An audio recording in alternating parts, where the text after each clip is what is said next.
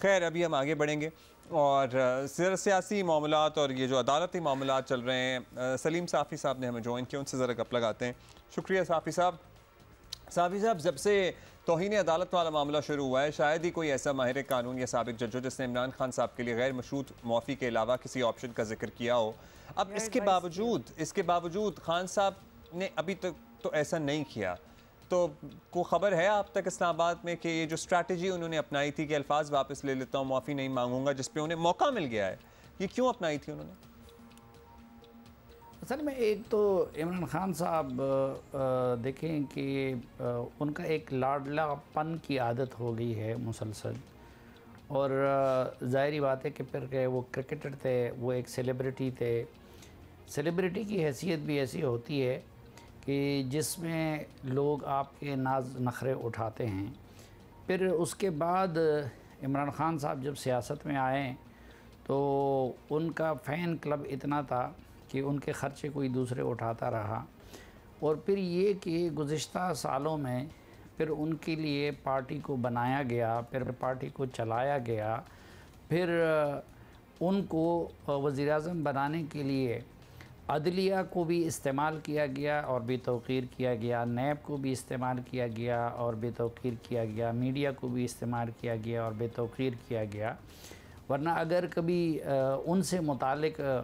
इंसाफ होता और मेरिट पे फैसले होते तो पार्टी फंडिंग केस की अगर वक्त पे समाअत होती तो वो तो कब के इलेक्शन से पहले ही डिस्क्वालीफाई हो चुके होते।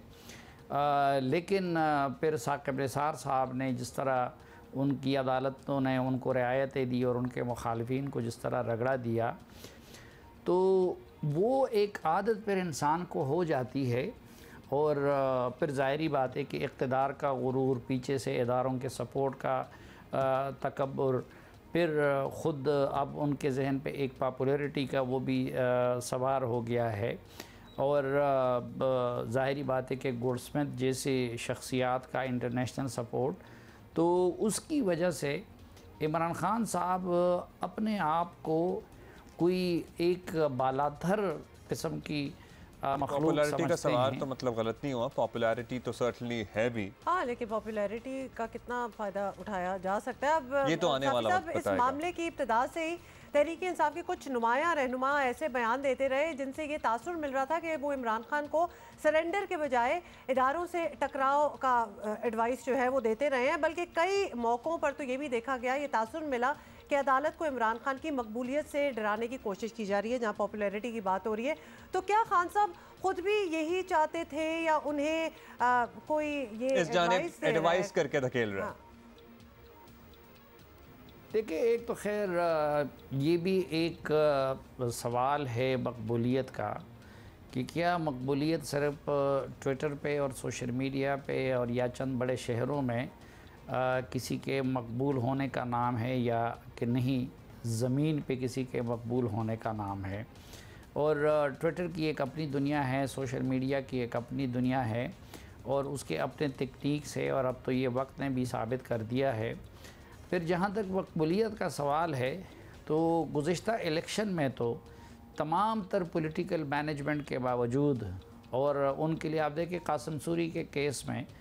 कि उनके लिए 60,000 से ज़्यादा वोट जाली डलवाए गए, तो उसके बावजूद भी वो अक्सरियत अगर MQM को और बाप को और मुस्लिम लीग काफ को जबर के ज़रिए उनके साथ इत्तेहाद पे मजबूर ना किया जाता तो वो वज़ीर-ए-आज़म नहीं बन सकते थे। लेकिन बहरहाल हम तो समझते हैं कि अदालत तवक्को ये करते हैं और उम्मीद लगाए बैठे हैं कि अदालत जो भी फ़ैसला करेगी तो वो किसी की हैसियत या मकबूलियत या अदम मकबूलियत की बुनियाद पे नहीं करेगी, बल्कि वो कानून और आइन के मुताबिक करेगी। अच्छा साफ़ी साहब, अब ये बताइएगा कि मसला एक हफ़्ते के लिए टल गया, लेकिन इसी मामले में दहशतगर्दी वाला केस भी है, फिर इलेक्शन कमीशन के नोटिस तो हैं ही, तोशाखाना ममनुआ फंडिंग है, सर्टनली शौकत तरीन ऑडियो लीक्स वाला मामला भी है जिस पे हुकूमत कार्रवाई का इशारा दे चुकी है। यानी इमरान खान साहब के लिए चैलेंजेस बढ़ ही रहे हैं। तो तहरीक इंसाफ के अंदर ये तय हो गया है कि इमरान खान अगर किसी मुश्किल में आते हैं तो पार्टी किसको चलानी है? देखिए, ये जो कुछ लोग उनसे इस तरह की हरकतें करवा रहे हैं, तो उनका एक मकसद ये भी है कि उसके बाद वो पार्टी के मालिक बन जाएंगे। लेकिन मेरे ख़्याल में ये एक हकीकत है कि जो पीटीआई बेसिकली पॉलिटिकल पार्टी अभी तक नहीं बनी है, तो अगर इमरान ख़ान डिस्क्वालीफाई होते हैं तो फिर उसके बाद किसी और के लीडर बनने पे इत्तेफाक नहीं हो सकता। और फिर मैं ये भी कहता हूँ कि अगर कभी भी इमरान ख़ान को उसी तरह ट्रीट किया गया जिस तरह पीपल्स पार्टी और मुस्लिम लीग नून की क़यादत को ट्रीट किया गया है, तो इमरान ख़ान को डिस्क्वालिफ़िकेशन से फिर कोई चीज़ नहीं बचा सकती। लेकिन अब देखना ये है कि क्या उनका लाडलापन जो एक था, या जो उनके लाडले की हैसियत थी,